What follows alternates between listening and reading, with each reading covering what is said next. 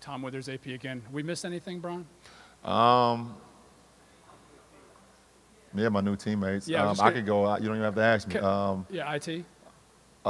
First of all, I love Isaiah, and first of all, you guys know what he did for that franchise in Boston. He captivated the fans, captivated the city.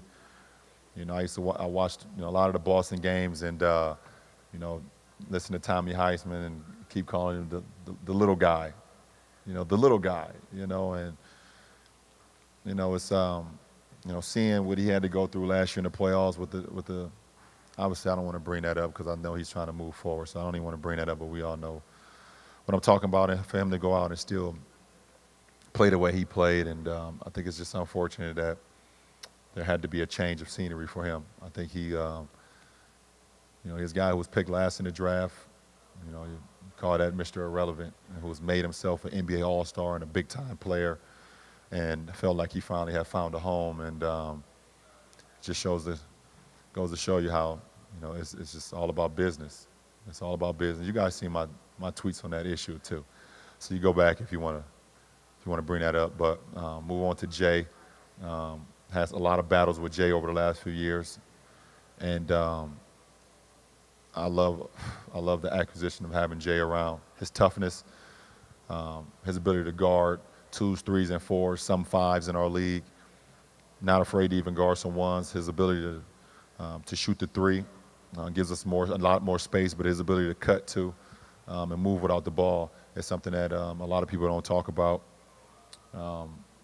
Jose, a steady point guard who's always been in the 40s in three-point percentage and also led the league in free throws at one point when he was in Toronto, I believe. Going into my Rolodex here now. So I'm great to have him.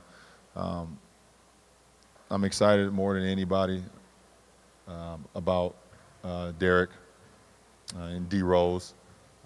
The kid has a lot to prove. From competing against him from so many years, especially in Miami when he was with Chicago, knowing the competitor that he has or he's been over the years. Been a fan of him for a long time, and I never thought in my wildest dreams that I'd be a teammate of his. I think he had a hell of a season last year, and people don't really see it because of the chaos that was going on in New York. Played 64 games, averaged 18 points, and 4-4. Played 64 games. And I'm excited to have him here because I want people to know that D Rose can still play the game at a high level. Jeff Green, I'm happy to have him. Another wing that can play multiple positions, can guard multiple positions, very athletic, and another guy that has a chip on his shoulder. All the guys that we picked, and Kobe did a great job of going to get them, they all got chips on their shoulders, and they all either want to not only prove people wrong, but prove themselves right more than anything, that they belong here and they can play at a high level. And then, I haven't seen Big Z. I'm sorry, Zia, where your jersey at? Might strike me down. We get Z in the trade too from Boston, another big kid, young guy that we hope to develop over the course of the season. And, if his number is ever called, I think we see what he can do. And Jetty, it's Jetty, right, with a C? Am I saying it right? Jetty with a C, right? Watched him in EuroLeague this summer. Super athlete, runs the floor extremely well and plays some great ball for his national team. So, it'd be great to see him develop and compete against him throughout training camp and throughout the season, and see what his outlook on our team can be as well. Have I missed anybody? Is that it for the additions? That's it? Is that it for the questions? You guys got me for like 2 more questions. You can ask me anything, and I'm out of here.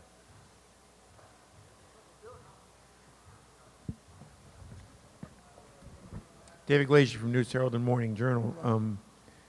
Theoretically, and I know everything has to play out through training camp and the regular season, but theoretically, could the rebalancing of the offense with the departure of Kyrie and the new arrivals in some way benefit the other guy in the big three who's still here, Kevin Love, and how do you see the offense remixing with Kevin in there this season? You know what? I love the fact that he doesn't get talked about.